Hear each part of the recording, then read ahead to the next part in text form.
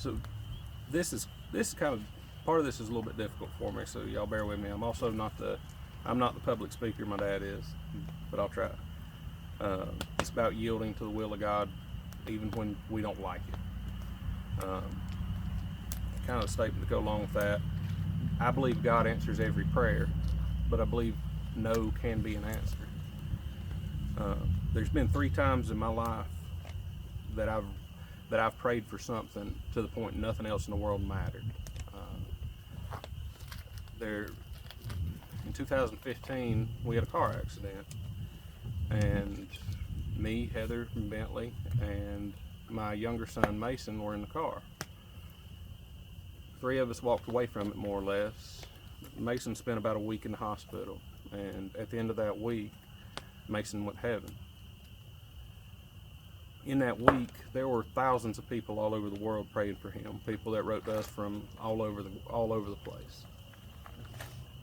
And there was actually a time, Daddy kind of pointed this out, where the sun never actually set over the prayers that were being prayed because there were so many people from so many places praying.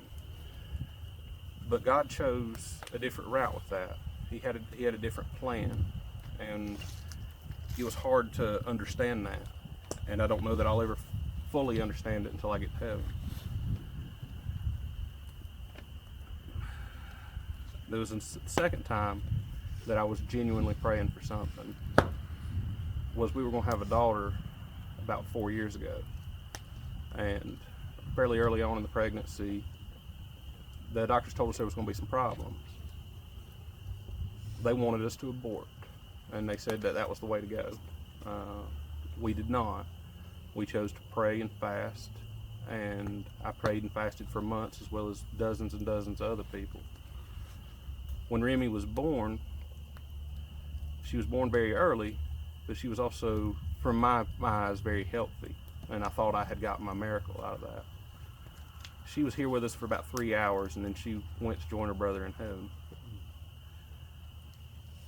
In the days after that, I was struggling and didn't know if I had a question in my mind: does God actually answer prayers, or do we just pray, pray to Him, and it's ultimately His will no matter what? And I was telling a pastor about this, and he was a pastor friend of mine. His name's Stan. And Stan reminded me that God is sovereign and He's above reproach, and that how important prayer life is, not just for us to tell Him our wants and our needs, but how important it is that we communicate with Him and tell Him what's on our heart and what's on our mind, and that we're willing to submit to Him. And about the same time, I was riding on, Heather was still in the hospital, and I was coming back to Elkin for something. And I prayed a different kind of prayer. I told God how mad I was at Him, and told God how I didn't understand it, how I didn't like it. I don't remember every word of it, but I just remember the gist of it. And part of that is in Job 11:7. It says, "Can you fathom the mysteries of God? Can you probe the limits of the Almighty?" And I believe that even in those tragic incidences, and even in those real hardship times, God had a purpose and a plan behind it. Part of that plan was given to me, and where I could see it through a different pastor friend of mine. His name's Jake, and Jake's an associate pastor with Stan. Anyway, those 2 situations really impacted Jake's life, and they impacted his story and the way he preaches. And he's used it as sermon illustrations, and he's used it in his own personal life.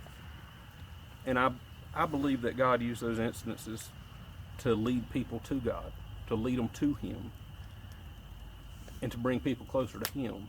And I think if that's what happened, then it was truly all worth it.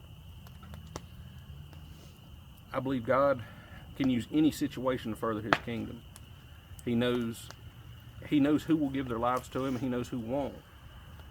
But I think He uses situations, good and bad, to open up doors to Him. In Matthew 6:10, Jesus is telling us how to pray through the Lord's Prayer. He says, "Thy kingdom come, Thy will be done in earth as it is in heaven." But He says thy will, God's will be done. Jesus knew why he was here, and he knew what he was going to face, but he still said, your will be done, God. Your will be done. And I think that's important. There was a third time in my life when I prayed to the point where nothing else mattered. And it was when Heather had her aneurysm, and it was about 2 years ago, well, a year and a half ago now. She spent about a month in the hospital. Most of that time was on a ventilator. And there was a lot of that time we didn't know if she was going to get up. And there was some real question behind it. And there was one night about midway through where I believe things turned. And things went real bad that night, and there was nobody else there but me. It was probably 1 or 2 o'clock in the morning. Her numbers were not looking good. There got to be a point where there was probably 4, 5, 6 people in the room. To me, it felt like 20. I felt hopeless, and I felt like I didn't know what to do. I was just scared. While all this was going on, part of not knowing what to do, I went over to the corner of the room and I got down on my knees and I prayed. And that evening things changed. Things turned for the better. And it wasn't but maybe a few more days and she was up talking to me again. I believe God said yes in that instance. I believe God intervened in that situation, and I believe he intervenes in many situations. Part of our creed says, when the world knocks me down, I will get back up every time. And I believe that's important. I believe that no matter how bad things get, we got to get back up and we've got to keep going. And it's not meant for us to necessarily understand every situation. It's meant for us to find glory in every situation, even when it's difficult. Even when there doesn't seem like there's hope, we've got to realize that there is hope through God. Because in 100 years, not one bit of this is going to matter to any of us. We will all be in paradise. And as long as we stand firm in faith and stay firm in the Word, that's what's real. And that's what we'll get to experience. It says in Revelation, and I didn't write it down and I don't have the quote exactly, but it talks about how all things will be made whole. And all things, no matter how bad they get, will be made whole through God. We need to pray for God's will in our life and pray that his will be done through us. It's hard for me to pray about small things, but it's also hard at the same time to pray for God's will to be done even when I won't like it. And it's not that God wants us to hurt. It's not that God wants us to suffer or go through anything. It's that God wants us to find joy in everything, because the joy is that he's made a way for us, and he's made a way for us to not have to ever hurt again.